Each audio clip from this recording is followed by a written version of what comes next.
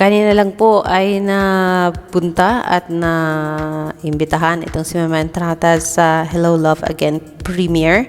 At dito po ay may ambush interview ang kapamilya kay Mama Entrata, asking how she felt ngayong siya ay inibitahan sa napakalaking konsyerto ng BINI.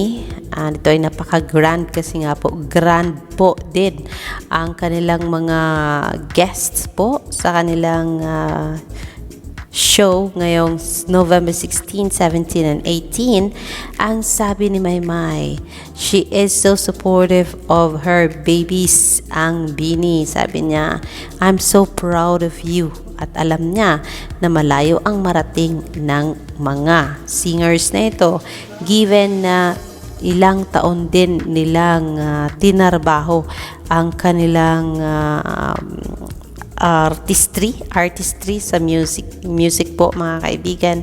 And so ayun nga, di daw niya, palaging teary-eyed siya every time na maisip niya na she is invited to perform sa the grandest Biniverse concert po yan. So narito po ang panayam ng kapamilya kay Meridel Maymay Entrata. Let's go and listen to Maymay. Welcome back to Manila, and we are happy you're sound and safe. Alexander Alexa Jules, magandang gabi po.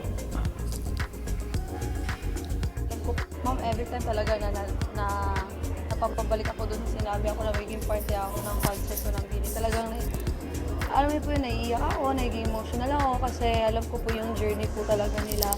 Nakita ko po kung gaano kahirap yung training po nila. Narinig ko pa po kanila Direk Loret, kanila Mama Bear, kung saan na po yung BINI, ganyan. Tapos, for a few years po ng pagte-training nila, one time nasa backstage po kami nito, tapos nasabi niya, Timay, parang ano po kayong mangyayari sa amin. Kanya sabi ko, ni, tuloy-tuloy lang, ni, naniniwala ako sa inyo, ni talaga. Tapos andito na sila, grabe. Grabe lang na, sobrang proud po ako sa aking baby girls, BINI. Mula noon hanggang ngayon, lagi ako nakasuporta sa inyo talaga. Mahal na mahal ko kayo talaga. Sobra.